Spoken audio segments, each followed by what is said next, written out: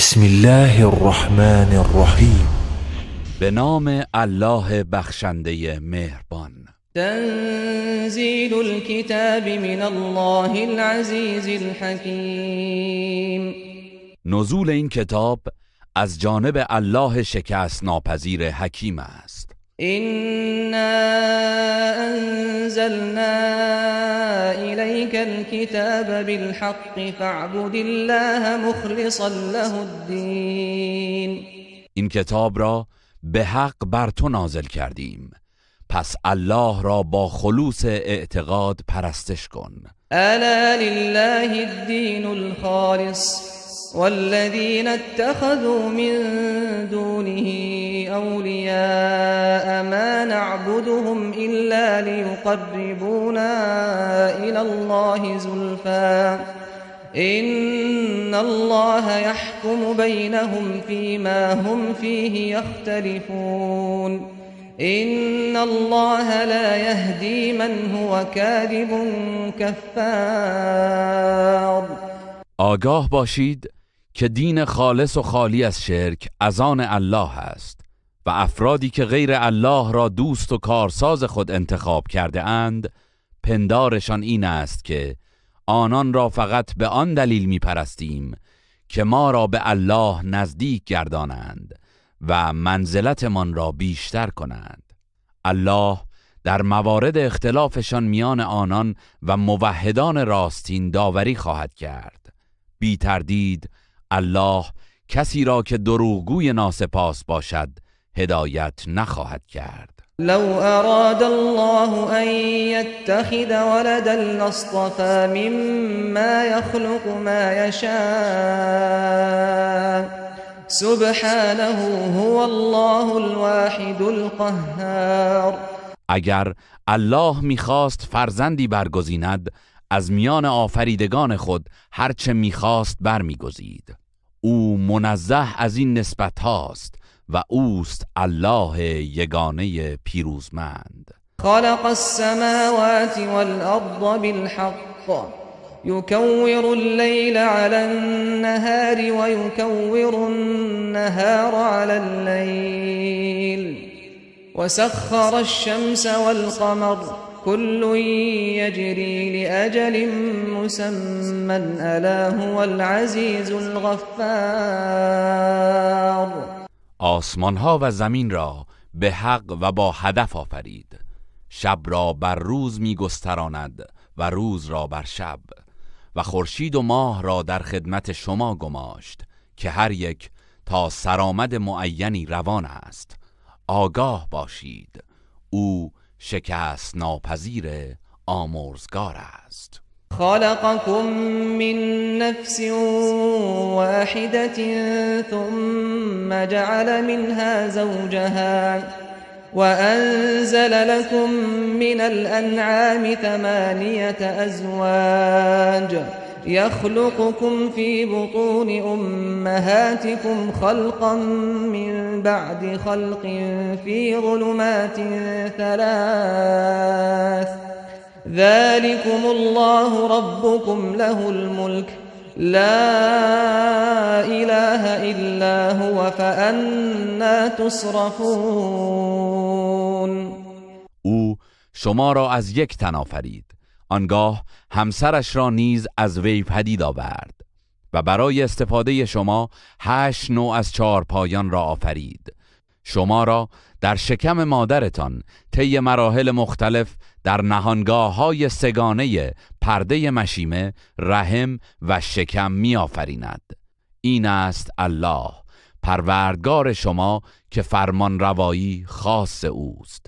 معبودی به حق جز او نیست، پس چگونه به بیراهه می روید؟ إن تكفروا فإن الله غني عنكم ولا يرضى لعباده الكفر وإن تشكروا يرضه لكم ولا تزر وازرة وزر أخرى ثم إلى ربكم مرجعكم فينبئكم بما كنتم تعملون إنه عليم بذات الصدور. اگر ناسپاسی کنید بدانید که الله از شما بی نیاز است و هرگز ناسپاسی بندگانش را نمیپسندد و اگر شکر او را به جای آورید این کار را برایتان میپسندد و هیچ گناهکاری بار گناه دیگر را بر دوش نمیکشد. پس بازگشتتان به سوی پروردگارتان است. آنگاه او شما را از آن چه انجام میدادید آگاه میکند. یقیناً او از راز دلها آگاه است. و اذا مس الانسان ضر دعا ربه منیبا الیه ثم اذا خوله نعمة منه نسي ما كان يدعو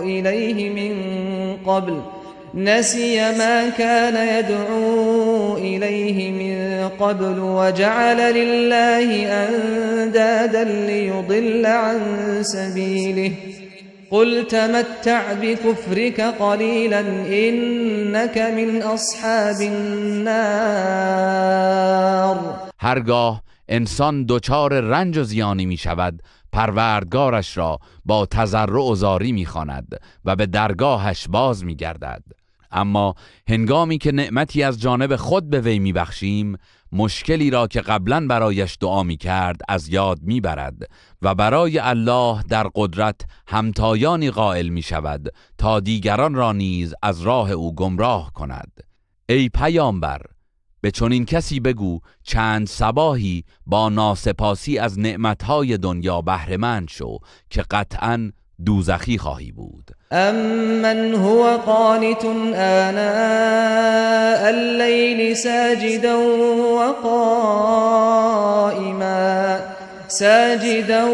وقائما يحذر الآخرة ويرجو رحمة ربه قل هل يستوي الذين يعلمون والذين لا يعلمون انما يتذكر اولو الالباب.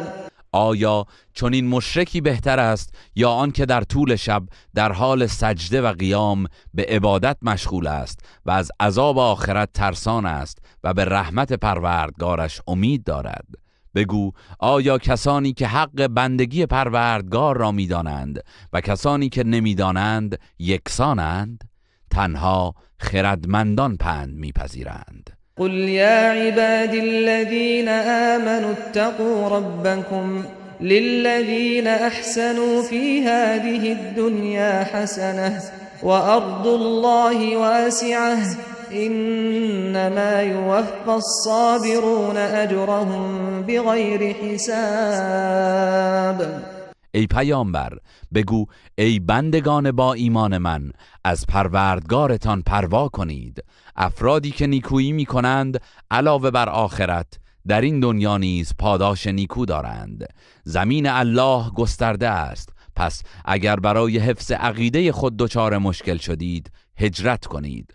قطعاً پاداش پایداران کامل و بیدریغ عطا خواهد شد. قل إني أمرت أن أعبد الله مخلصا له الدين. بگو من مأمورم با خلوص اعتقاد الله را بپرستم. و امرت لأن أكون أول المسلمين.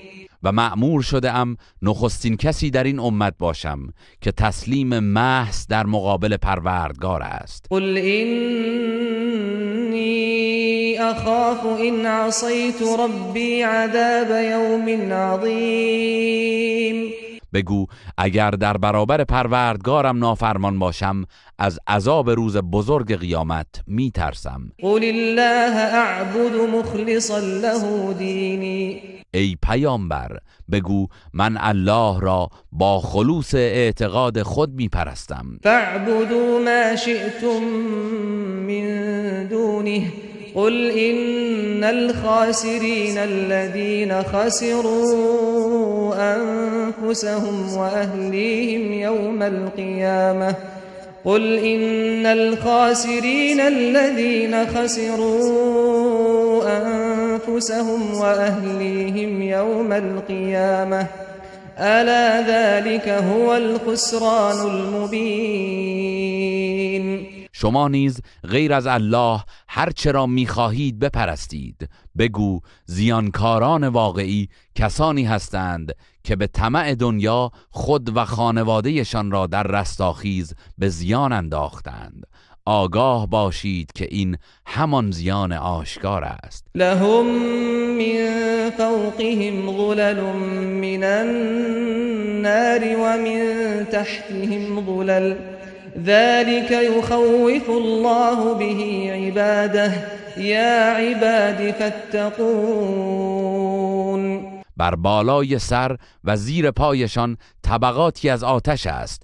این است آنچه الله بندگانش را از آن می‌ترساند. ای بندگان من، از نافرمانی من پروا کنید. والذین اجتنبوا الطاغوت ان یعبدوها وانابوا الی الله لهم البشرى فبشر عباد. بشارت برای کسانی است که از پرستش طاغوت اجتناب ورزیدند و توبه کنان به درگاه الهی بازگشتند. پس ای پیامبر به بندگانم بهشت را بشارت بده. الذين يستمعون القول فيتبعون احسنه اولئك الذين هداهم الله واولئك هم اولو الالباب. همان کسانی که سخنهای مختلف را میشنوند و از بهترین آن پیروی میکنند، آنان کسانی هستند که الله هدایتشان کرده و خردمندند. افمن حق عليه كلمة العذاب افأنت تنقذ من في النار. آیا کسی را که فرمان مجازات بر او قطعی شده است میتوان هدایت نمود؟ آیا تو میتوانی کسی را که در آتش است نجات دهی؟ لكن الذين اتقوا ربهم لهم غرف من فوقها غرف مبنية تجري من تحتها الأنهار وعد الله لا يخلف الله الميعاد. اما کسانی که از پروردگارشان پروا دارند در بهشت غرفه هایی دارند که بر فراز آنها غرفه های دیگر ساخته شده است و از زیر آنها جویبارها جاری است. الله به درستی وعده داده است و خلف وعده نمی کند. ألم تر أن الله أنزل من السماء ماء فسلكه ينابيع في الأرض ثم يخرج به زرعا مختلفا ألوانه ثم يهيج فتراه مصفرا ثم يجعله حطاما إن في ذلك لذكرى لأولي الألباب. آیا ندیده ای که الله بارانی از آسمان فرستاد و آن را به صورت چشمه‌هایی در زمین جاری ساخت؟ آنگاه به وسیله آن کشتزاری با رنگ‌های گوناگون پدید می‌آورد، سپس پژمرده می‌گردد و می‌بینی که زرد شده است. آنگاه آن را خرد و خاشاک می‌سازد. بی تردید در این دگرگونی‌ها پندی برای خردمندان است. افمن شرح الله صدره للإسلام فهو على نور من ربه فويل للقاسية قلوبهم من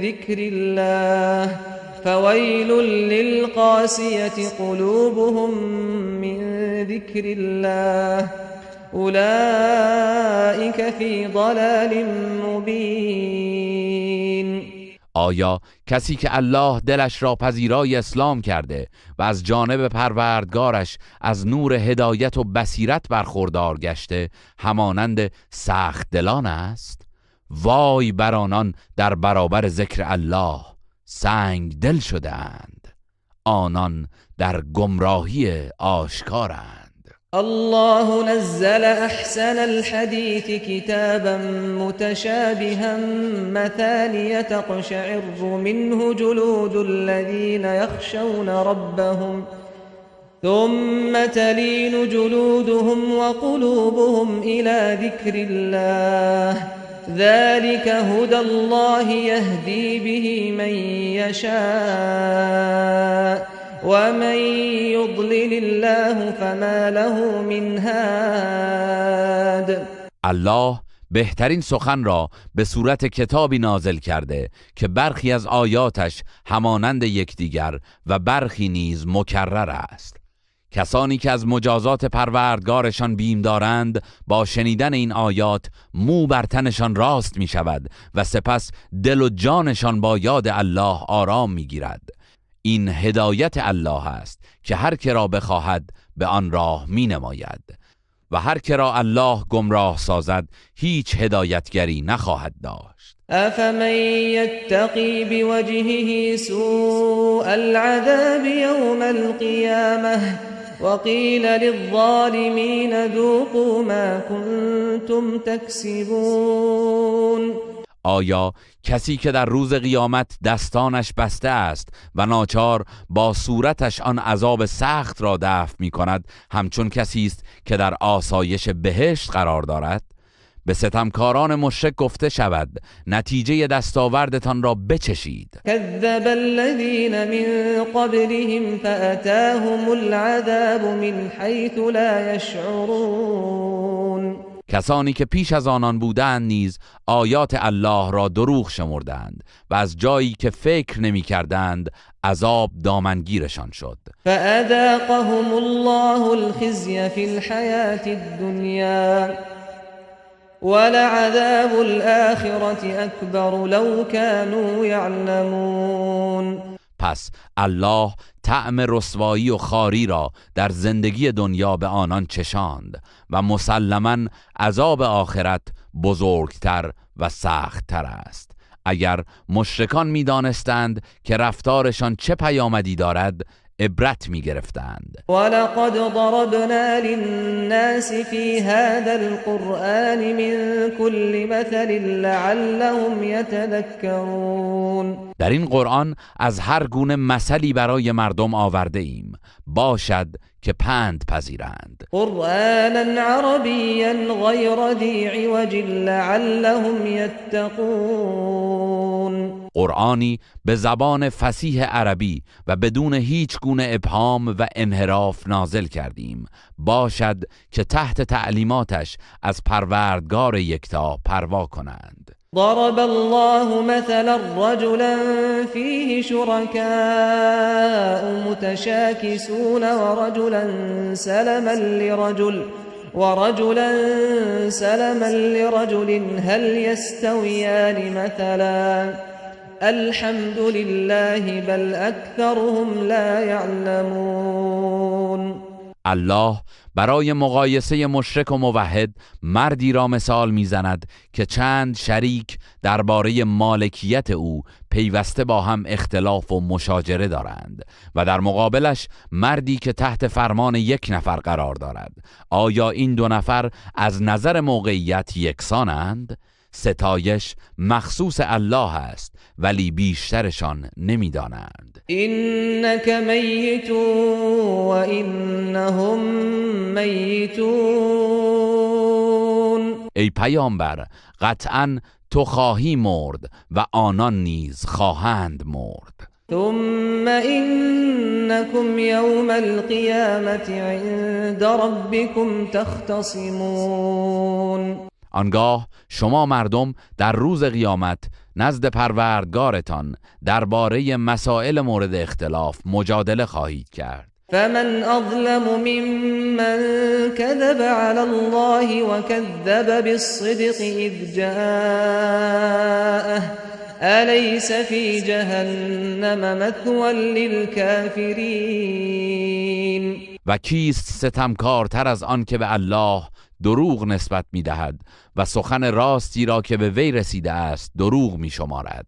آیا در دوزخ جایگاهی برای کافران نیست؟ والذي جاء بالصدق وصدق به أولئك هم المتقون. اما آنان که پیام راستین بیاورند و دیگران را بدان فرا بخوانند و خود آن را تصدیق نمایند به راستی پرهیزکارند. لهم ما یشاءون عند ربهم ذلك جزاء المحسنین. هرچه بخواهند نزد پروردگارشان دارند، پاداش نیکوکاران همین است. لیکفر الله عنهم اسوأ الذی عملوا ويجزيهم اجرهم باحسن الذي كانوا يعملون. تا الله بدترین رفتارشان را از کارنامه آنان بزداید و بر اساس بهترین اعمالشان به ایشان پاداش دهد. الیس الله بکاف عبده ويخوفونك بالذین من دونه ومن يضلل الله فما له من هاد. آیا الله برای دفاع از بندش کافی نیست؟ اما مشرکان تو را از بت‌ها و معبودانشان می‌ترسانند و هر که را الله گمراه کند هیچ هدایتگری نخواهد داشت. و من یهد الله فما له من مضل الیس الله بعزیز ذی انتقام. و هر که را الله هدایت کند هیچ کس گمراهش نخواهد ساخت. آیا الله شکست ناپذیر و دادستان نیست؟ ولئن سألتهم من خلق السماوات والأرض ليقولن الله قل أفرأيتم ما تدعون من دون الله إن أرادني الله بضر هل هن كاشفات ضره أو أرادني برحمة هل هن ممسكات رحمته قل حسبي الله عليه يتوكل المتوكلون. ای پیامبر، اگر از مشرکان بپرسی چه کسی آسمان ها و زمین را آفریده است، مسلماً میگویند الله. به آنان بگو پس به نظر شما اگر الله ناخوشی و رنجی برایم بخواهد، آیا آنچه به جای الله به نیایش میخوانید میتواند آسیبش را برطرف کند؟ یا اگر الله رحمتی برای من بخواهد، آیا میتوانند مانعش شوند؟ بگو پشتیبانی الله برایم کافی است. اهل توکل تنها بر او توکل میکنند. قل يا قوم اعملوا على مكانتكم إني عامل فسوف تعلمون. بگو ای قوم من، شما بر حال و وضع شرکامیز خود باشید، من نیز به وظایف خود عمل می کنم. فسوف تعلمون من يأتيه عذاب يخزيه ويحل عليه عذاب مقيم. به زودی خواهید دانست که کیست آن که در دنیا گرفتار عذاب رسواگر می شود و در آخرت عذاب پاینده بر سرش می بارد. إنا أنزلنا عليك الكتاب للناس بالحق فمن اهتدى فلنفسه ومن ضل فإنما يضل عليها وما أنت عليهم بوكيل. این کتاب آسمانی را برای هدایت مردم به حق بر تو نازل کردیم. هر که هدایت شود به سود خود اوست و هر که گمراه گشت به زیان خیش گمراه شده است و تو نگهبان و کارسازشان نیستی که آنان را به هدایت اجبار کنی. الله يتوفى الأنفس حين موتها والتي لم تمت في منامها فيمسك التي قضى عليها الموت ويرسل الأخرى إلى أجل مسمى إن في ذلك لآيات لقوم يتفكرون. الله جانها را در لحظه مرگ میگیرد و نیز جان کسی را که نمرده است به هنگام خوابش میگیرد. آنگاه جانهایی را که حکم مرگ بر آنها رانده است نگه می‌دارد و جان دیگران را باز پس می‌فرستد تا هنگام معین مرگ. در این امر برای هر که بیندیشد نشانه‌هایی از قیامت است. ام اتخذوا من دون الله شفعاء قل اولو كانوا لا يملكون شيئا ولا يعقلون. آیا مشرکان غیر از الله برای خود از میان بت‌ها شفیعانی انتخاب کرده اند؟ ای پیامبر به آنان بگو حتی اگر آنها مالک چیزی نباشند و چیزی را درک نکنند باز هم آنها را به شفاعت می‌طلبید؟ قل لله الشفاعة جميعا له ملك السماوات والأرض ثم إليه ترجعون. بگو شفاعت به تمامی از آن الله است، فرمان روایی آسمان ها و زمین نیز از آن اوست و نهایتاً همگی به پیشگاه او بازگردانده می شوید. وَإِذَا ذُكِرَ اللَّهُ وَحْدَهُ اشْمَأَزَّتْ قُلُوبُ الَّذِينَ لَا يُؤْمِنُونَ بِالْآخِرَةِ وَإِذَا ذُكِرَ الَّذِينَ مِن دُونِهِ إِذَا هُمْ يَسْتَبْشِرُونَ. هنگامی که الله به یکتایی و توحید یاد می شود دلهای کسانی که به آخرت ایمان ندارند متنفر و بیزار می گردد و چون از معبودانی غیر از الله یاد شود آنگاه است که مشرکان شادمان می گردند. قل اللهم فاطر السماوات والأرض عالم الغيب والشهادة أنت تحكم بين عبادك فيما كانوا فيه يختلفون. بگو بارالها ای آفریننده آسمان ها و زمین، ای دانای نهان و آشکار، تو در میان بندگانت در موارد اختلافشان داوری خواهی کرد. ولو أن للذين ظلموا ما في الأرض جميعا ومثله معه لافتدوا به من سوء العذاب يوم القيامة وبدا لهم من الله ما لم يكونوا يحتسبون.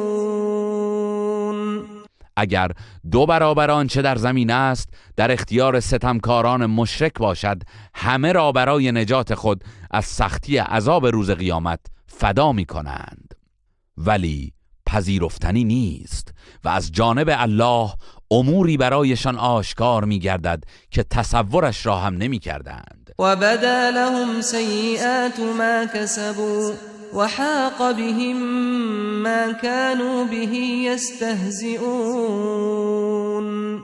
در آن روز دستاورد زشتشان بر آنان آشکار می شود و عذابی که مسخره می کردند دامنگیرشان خواهد شد. فَإِذَا مَسَّ الْإِنسَانَ ضُرٌّ دَعَانَا ثُمَّ إِذَا خَوَّلْنَاهُ نِعْمَةً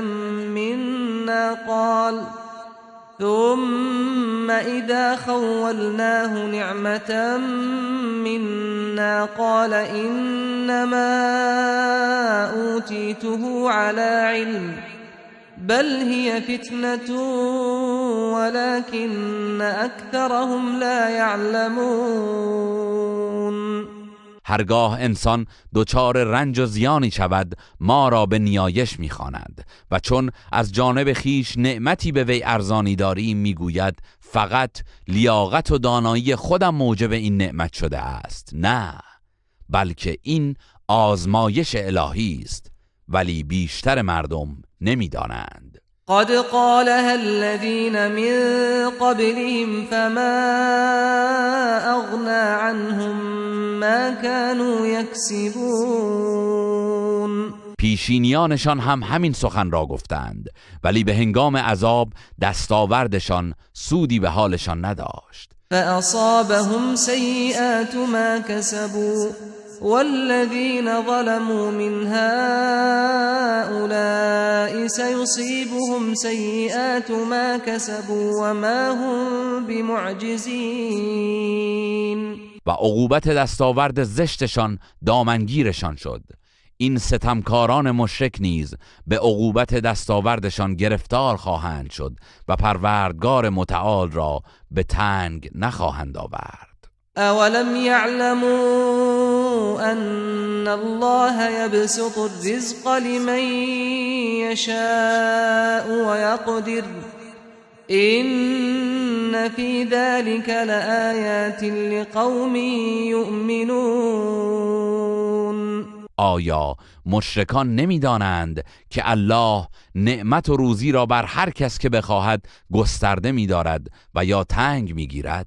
بیگمان در این امر برای مؤمنان نشانه‌هایی از تدبیر الهی است. قل يا عبادي الذين أسرفوا على أنفسهم لا تقنطوا من رحمة الله إن الله يغفر الذنوب جميعا إنه هو الغفور الرحيم. ای پیامبر، به بندگانم که در ارتکاب به شرک و گناه زیاده روی کرده اند بگو از رحمت الهی مأیوس نباشید، چرا که اگر توبه کنید الله همه گناهانتان را میبخشد، به راستی که او بسیار آمرزنده و مهربان است. وأنيبوا إلى ربكم وأسلموا له من قبل أن يأتيكم العذاب ثم لا تنصرون. پیش از آن که عذاب به سراغتان بیاید و هیچ کس نتواند یاریتان کند، به سوی پروردگارتان بازگردید و تسلیم فرمان او گردید. واتبعوا احسن ما انزل الیکم من ربکم من قبل ان یأتیکم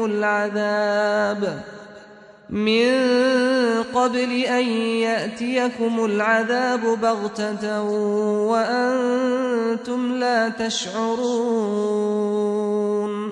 و پیش از آن که ناگهان در حالی که غافلید عذاب به سراغتان بیاید، از بهترین دستورهایی که از جانب پروردگارتان بر شما نازل شده است پیروی کنید. ان تقول نفس یا حسرتا علی ما فرطت فی جنب الله وان كنت لمن الساخرین.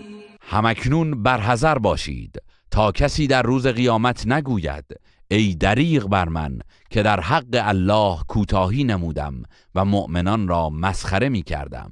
او تقول لو ان الله هدانی لکنت من المتقین.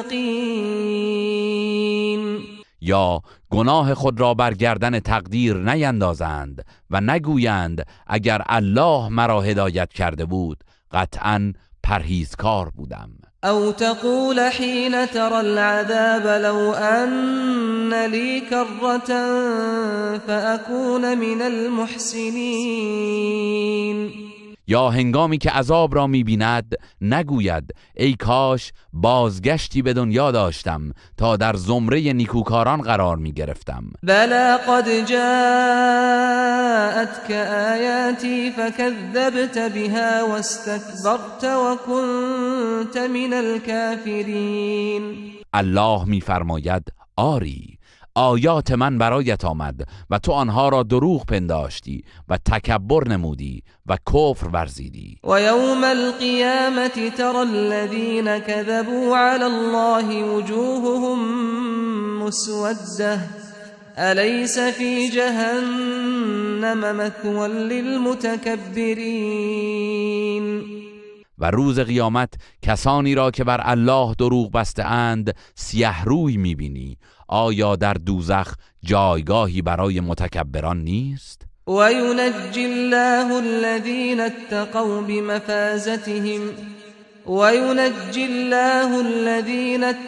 بمفازتهم لا يمسهم السوء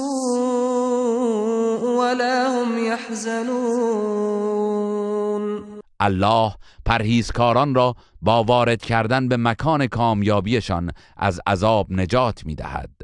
در بهشت نه رنجی به آنان رسد و نه اندوهگین شوند. الله خالق كل شيء وهو على كل شيء وكيل. الله آفریدگار هر چیزی است و او بر همه چیز نگهبان و کارساز است. له مقاليد السماوات والأرض والذين كفروا بآيات الله أولئك هم الخاسرون. کلید گنجینه های آسمان ها و زمین از آن اوست و کسانی که به آیات الهی کافر شدند قطعاً زیانکارند. قل افغیر الله تأمرونی اعبد ایها الجاهلون. ای پیامبر بگو ای بی خبران، آیا به من فرمان می دهید که معبودی غیر از الله را پرستش کنم؟ ولقد اوحی الیک وإلی الذین من قبلك لئن اشرکت لیحبطن عملك ولتکونن من الخاسرین. به تو و پیامبران پیش از تو وحی شده است که اگر شرک بورزی پاداش کارهایت برباد خواهد رفت و زیانکار خواهی شد. بل الله فاعبد وکن من الشاکرین. بلکه تنها الله را پرستش کن و سپاسگزار باش. وما قدر الله حق قدره والأرض جميعا قبضته يوم القيامة والسماوات مطويات بيمينه سبحانه وتعالى عما يشركون.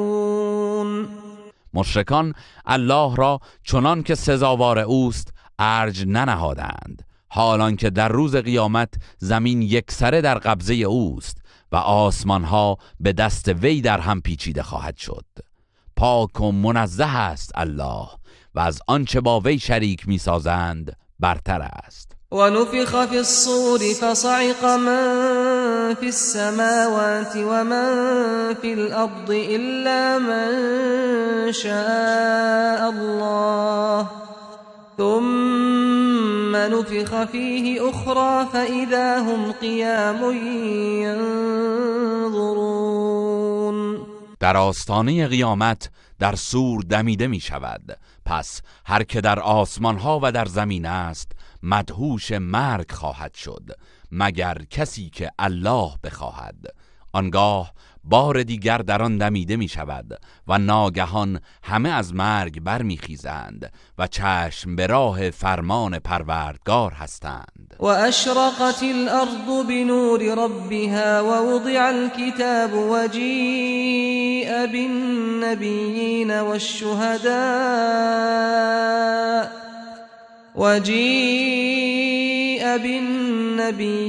والشهداء وقضي بينهم بالحق وهم لا يظلمون.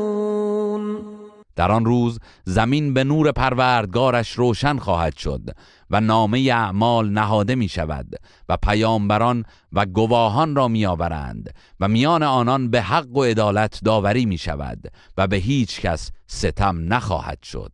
ووفيت كل نفس ما عملت وهو أعلم بما يفعلون. و جزای عمل کرده هر کس به تمامی داده می شود و الله نسبت به اعمالشان داناتر است. وسيق الذين كفروا إلى جهنم زمرا حتى إذا جاءوها فتحت أبوابها وقال لهم خزنتها ألم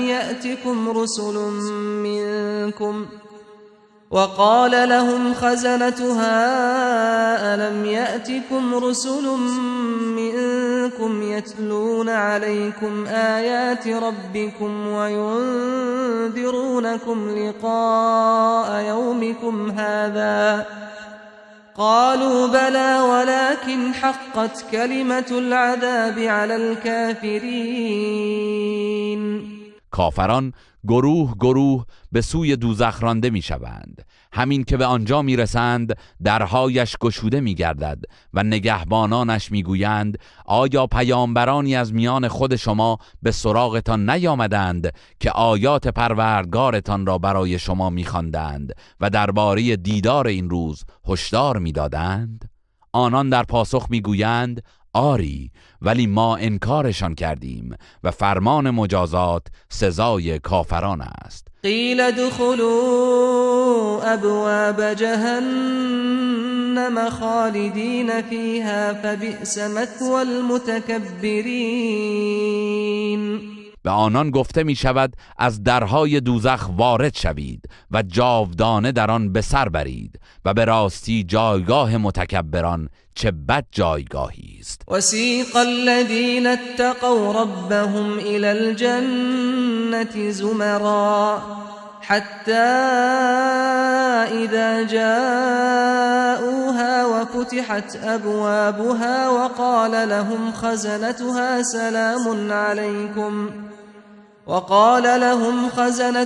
سلام عليكم طبتم فادخلوها خالدین. و کسانی که از پروردگارشان پروا داشتند گروه گروه به سوی بهشت هدایت می شوند.